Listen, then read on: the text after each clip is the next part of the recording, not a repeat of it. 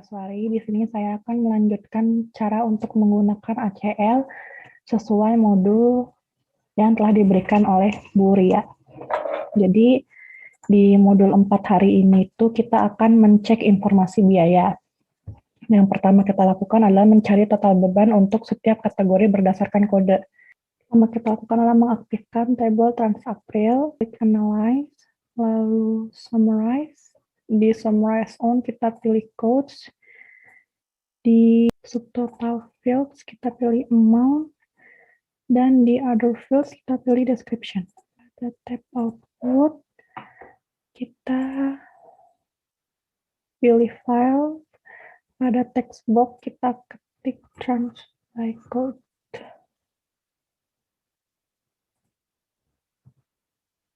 Trans by code. Dan kita klik OK. Sudah. Selanjutnya kita akan memisahkan transaksi berdasarkan kategori.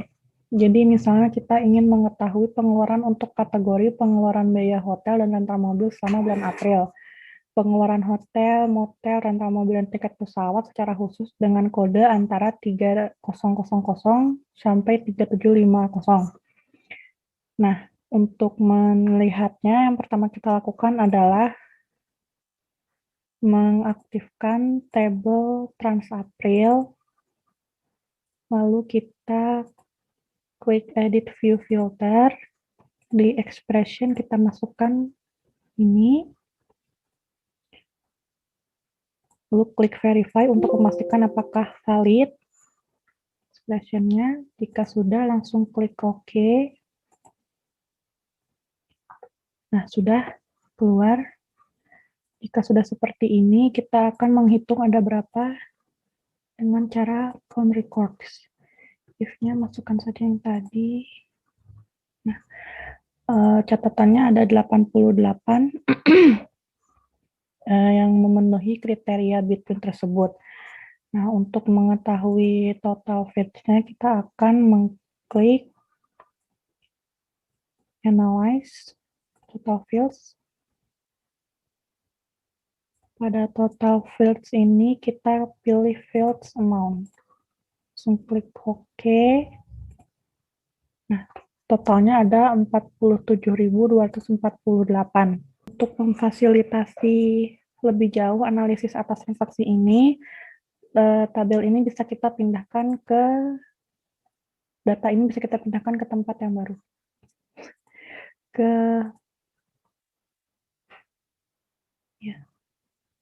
Kita ekstrak data,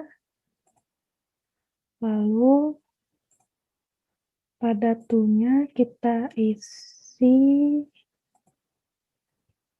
seperti ini, lalu klik OK.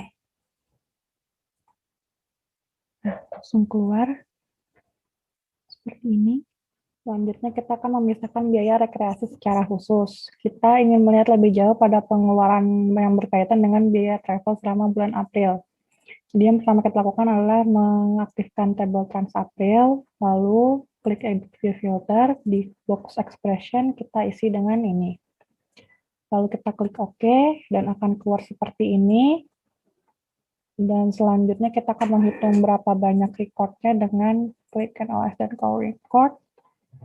Seperti ini, dan klik OK. Nah, totalnya ada 11. Berarti sebanyak 11 transaksi pengeluaran kas untuk biaya minuman dan kursus golf. Selanjutnya, nah kita akan lanjutkan ke bab 5, yaitu analisis transaksi. Di sini kita akan melakukan perintah join dan relation. Yang pertama kita lakukan adalah mencek kedua panjang field dan tipe fields-nya. Jadi yang pertama kita cek adalah unacceptable codes. Caranya itu edit table layout. Nah, di sini kita cek codes ini length-nya harus 4. Klik OK. Dan type codes-nya harus ASCII. Baiklah, sudah benar. Selanjutnya, akan kita cek adalah acceptable codes. Bagian codes-nya, length-nya harus sama dengan yang ada di unacceptable codes tadi. Sudah, jika sudah sama, bisa kita lanjutkan ke progress yang menghitung field pada setiap table pada unacceptable codes dan table acceptable codes. Kita aktifkan table acceptable codes. Jika sudah, kita klik add new expression di edit table layout. Yang ini namanya akan kita tulis code subacceptable.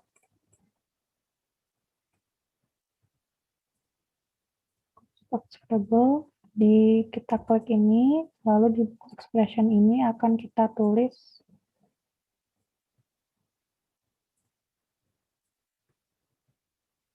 langsung klik OK. Kita sudah langsung klik accept entry. Sudah, selanjutnya kita akan melakukan yang sama untuk unacceptable code.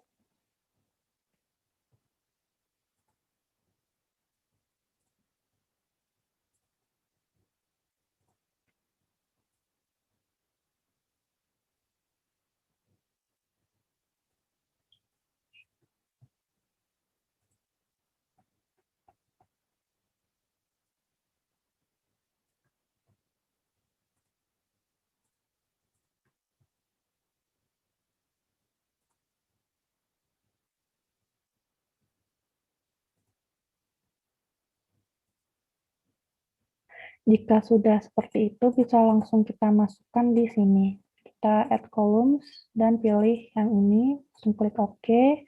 Begitu juga dengan yang unacceptable codes. Nah, selanjutnya kita akan menjoinkan dua table ini. Pertama kita pilih aktifkan unacceptable codes, lalu kita data dan join tables. Di secondary table-nya kita pilih acceptable codes. Di primary-nya kita pilih code sub unacceptable. Secondary keys-nya code acceptable. Dan di primary fields-nya kita pilih code sub unacceptable dan description. Lalu kita klik pre-sort. Di table 2 ini kita isi codes in both table. Lalu di bagian more, pastikan seperti ini settingannya dan klik OK.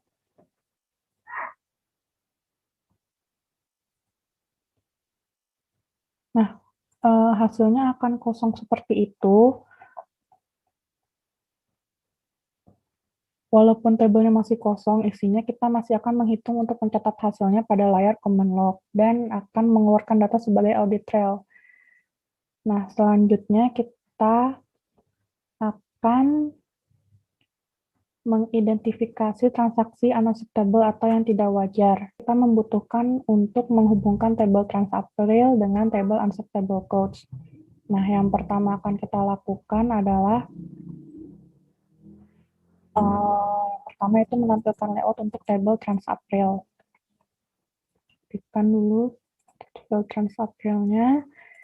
Kita klik edit dan table layout.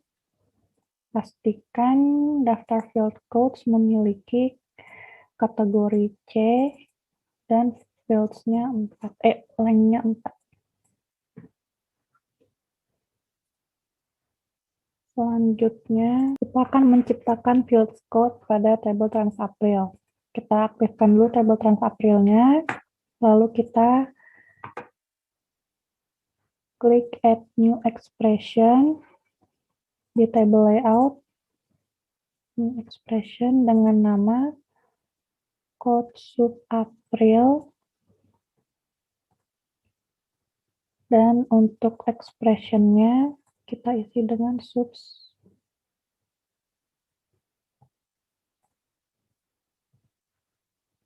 Seperti ini. Klik OK, save entry. Selanjutnya akan memasukkan kolom ini di sini. Add column, April, dan klik OK. Nah, setelah itu menentukan apakah pada transaksi April ini memiliki kode unacceptable. Yang pertama kita lakukan adalah memisahkan transaksi yang unacceptable dengan membandingkan transaksi pada kedua tabel tersebut yang kodenya unacceptable. Kita akan menggunakan instruksi relation untuk mendapatkan transaksi unacceptable ini. Kita aktifkan lagi tabel TransApril. Jika sudah, kita pilih data, lalu relate tables, akan muncul seperti ini. Nah, jika sudah, kita add table, dan kita akan pilih unacceptable codes. Seperti ini, kita drag saja ke sini agar memudahkan. Nah, setelah itu kita akan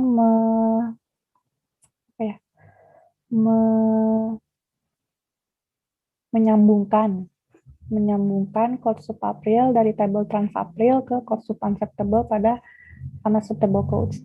Caranya kita klik ini, lalu kita drag saja seperti ini ke code sub unacceptable. Nah, jika sudah, langsung klik finish. Selanjutnya kita akan menambahkan field code sub unacceptable dari tabel unacceptable codes. Nah, kita klik kanan lalu add columns, from table-nya kita pilih unacceptable codes. Nah, di sini kita pilih yang ini, code sub unacceptable. Klik OK. Nah, akan keluar seperti ini. Sekarang kita akan melanjutkan ke bab modul 6. Modul bab 6. Di sini kita akan mengidentifikasi karyawan.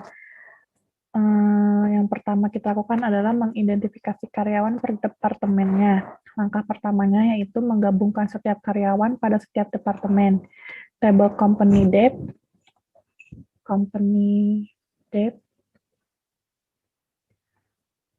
debt yang berisi nama departemen serta kode-kode departemennya. Ini tuh untuk jenis consulting, kode 800 ini. Nah, untuk table employees yang berisi field employee numbers, di mana awal digit pertama menunjukkan kode departemen. Nah, dengan menggabungkan digit pertama kode karyawan ke digit pertama kode company departemen, kita dapat mengidentifikasi departemen di mana karyawan berada. Nah, yang pertama kita lakukan adalah menciptakan hitungan field yang berisi pada digit pertama pada field department code. Kita aktifkan dulu field company departemen, lalu kita pilih edit dan table layout. Selanjutnya, kita akan memasukkan ekspresi baru. Di sini akan kita tulis departemen code 1.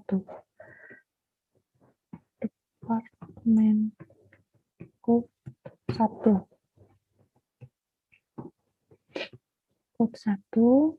Kita klik ini, di box expression ini kita masukkan ekspresi berikut. Ini kita masukkan, klik OK. Nah, jika sudah seperti ini, kita add column di sini. Ini langsung klik OK. Departemen code yang ini bisa langsung kita hapus. Kita remove columns, remove selected columns. Nah, tampilannya akan seperti ini. Selanjutnya kita akan ke field employees. Kita save. Yes. Nah, selanjutnya menciptakan field baru yang diambil dari table employees dan akan menggunakan digit pertama dari field employees number.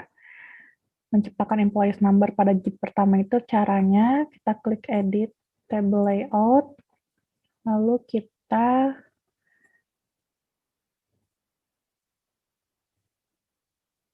tambahkan ekspresi baru namanya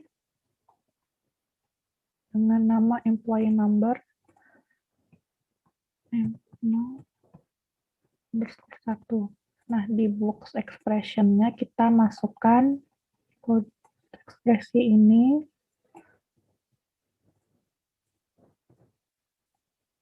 Nah, oke, langsung saja. Nah, setelah itu keluar. Selanjutnya kita akan menggabungkan table employees dan table company department. Pastikan table employees-nya aktif, lalu kita klik data, dan relate tables akan muncul seperti ini. Add table dari company department. Nah, seperti ini. Di sini kita akan menggabungkan employee number 1 ke department code 1. Nah, jika sudah seperti ini, langsung klik finish. Selanjutnya kita akan memasukkan table tadi, add columns, pilih dari company department, kita pilih yang department name, yang title-nya department name.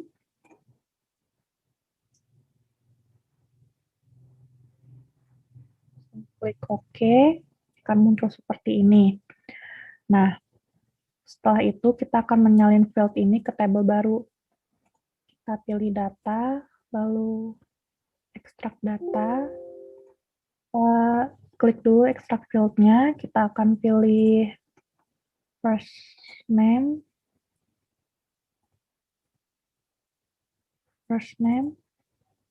lalu last name. Selanjutnya untuk dari company department, kita pilih yang department name. Ini, selanjutnya klik OK. Klik OK. Nah, di field 2-nya ini kita namakan employees department.